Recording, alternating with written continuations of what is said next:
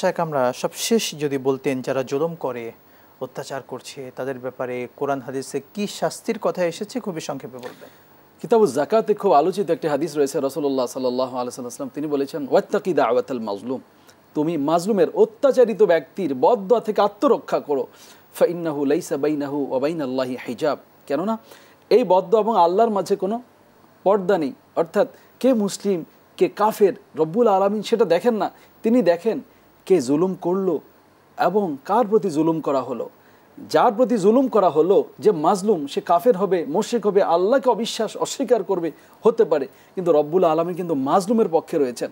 আর যেটা রয়েছে, রাসূলুল্লাহ সাল্লাল্লাহু আলাইহি ওয়াসাল্লাম বলেছেন, ইত্তাকু আজ-জুলমা, তোমরা জুলুম থেকে পানাহ চাও, বেঁচে থাকো।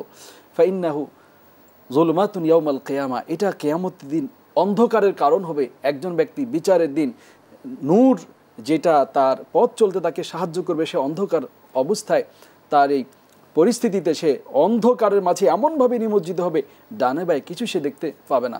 রব্বুল আলামিন তিনি মাজলুমের পক্ষে থাকেন এবং তিনি বলেছেন, ওয়ামান কতিলা মাজলুমান, আর যে ব্যক্তি নিহত হয় মাজলুম অবস্থায়, ফাকাদ জাআলনা লিওয়ালিহি সুলতানা, নিঃসন্দেহে আমি তাদেরকে রাজত্ব দিয়ে দেই। ফালা ইউসরিফিল কাত, অতএব হত্যার ব্যাপারে সীমাকে অতিক্রম করো না। ইন্নাহু কানা মানসুরা, নিঃসন্দেহে আমার সাহায্যপ্রাপ্ত। একটু বলতেই হয় আপনাকে, আজকে বৈষম্য বিরোধী ছাত্র আন্দোলনে এই ছাত্ররা কেন আজকে ক্ষমতার মসনদে রয়েছে, কি করে কম শিক্ষিত বা পুরোপুরি শিক্ষা জীবন শেষ করতে না পারার পরও নাহিদদের মতো ব্যক্তিরা কেন আজ উপদেষ্টাদের কাতারে? কারণ এরা অবশ্যই অত্যাচারিত হয়েছে এবং এই ছাত্রগুলো রক্ত ঝরেছে এই পাপিষ্ট স্বৈরাচারের হাতে। সেই জন্য কিন্তু রব্বুল আলামিন দেখালেন যে দেখো আমি কিভাবে তাদেরকে ক্ষমতার মসনদে দিয়ে দিই। শুকরান, জাযাকাল্লাহ শেখ, আপনাকে অসংখ্য ধন্যবাদ।